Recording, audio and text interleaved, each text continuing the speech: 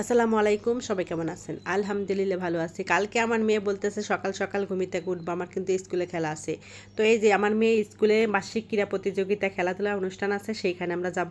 তো আমরা মা মেয়ে কিন্তু এই যে রেডি হয়েছি। তো আমরা হচ্ছে এখন চলে যাব। তো আজকে ছিল শনিবার, শনিবার দিন খেলা দিয়েছি স্কুলে। তো এই যে দেখেন, শনিবার দেখে কিন্তু অনেক গার্ডিয়ানরা আসে নাই। তো ছোট ছোট বাচ্চা যারা খেলা দেয় নাই তারা আসেই নেই। তো একটু পরে দেখি মাশাল্লাহ অনেক বাচ্চা কাচ্চা গার্ডেনরা চলে আসছে।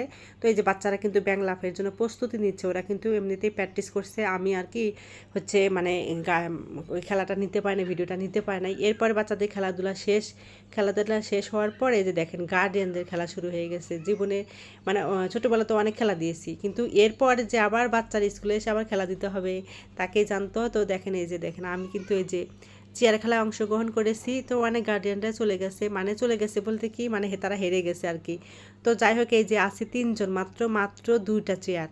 তো এরপরে যে ঘোরাঘুরি করছিলাম আমার তো মাথা ঘোরাচ্ছিল।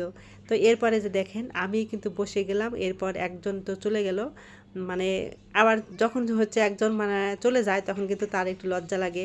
তো যাই হোক, আমারও লজ্জা লাগছিল যে আমি হঠাৎ করে আবার মানে পারবো না, হঠাৎ হঠাৎ করে আমার চলে যেতে হবে।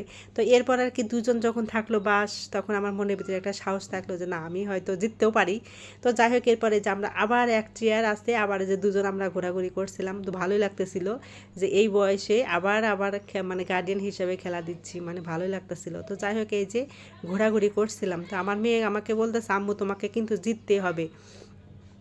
সেই ছোট্টবেলার কথা, ওর স্কুলে অনেক খেলা দিয়েছি, ভালোই লাগছে। কিন্তু এদিকে মাথা ঘুরতেছে, মনে হচ্ছে কি আমি হয়তো গানের তালে হয়তো চেয়ারে বসতে পারবো না, আমার অনেক টেনশন হচ্ছিল।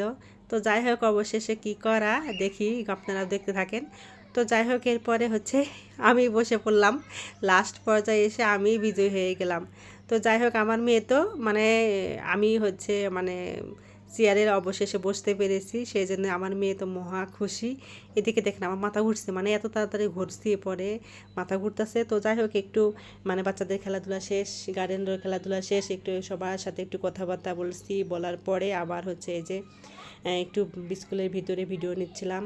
তো আমার মেয়ের স্কুল হচ্ছে Uttara model school and college. তো এখানে হচ্ছে আমার মেয়ে পড়ে, ছেলেও পড়ে। তো যাই হোক, এই যে আমি গেট থেকে বের হয়ে, স্কুলের বাহিরে আর কি গেট থেকে বের হয়ে এই যে গেটের সামনে একটু ভিডিও নিচ্ছিলাম।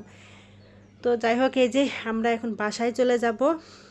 তো বাসায় চলে যাওয়ার আগে ভাবলাম একটু বাজার নেওয়া যাক। তো বাজার করে নেব একটু। তো যাই হোক, আজকে রাস্তায় অন্যদিন হচ্ছে ফুলকপি দেখেছিলাম, হলুদ ফুলকপি। তো আজকে হচ্ছে দরদাম করে তারপরে 80 টাকা দাম চাইলো। পরে তরকারিকে বললাম যে না, এত টাকা দাম দেব না। তো পরে এই যে 60 টাকা দিয়ে এই যে হলুদ ফুলকপিটা নিয়ে আসলাম বাসা, আপনাদের একটু দেখাচ্ছি। দেখেন কত সুন্দর, কেমন লাগবে জানি না, কখনো রান্না করে খাই নাই, এই ফার্স্ট টাইম হচ্ছে হলুদ ফুলকপি কিনেছি। তো যাই হোক, আমার মেয়ে তো হলুদ ফুলকপি দেখে মহা খুশি, তে বলতেছে এটা খাবে না, সে রান্না করে খাবে না, সেটা নাকি সে রেখে দেবে। তো যাই হোক, আজকের ভিডিওটা এই পর্যন্তই। সবাই ভালো থাকবেন, সুস্থ থাকবেন, আল্লাহ হাফেজ।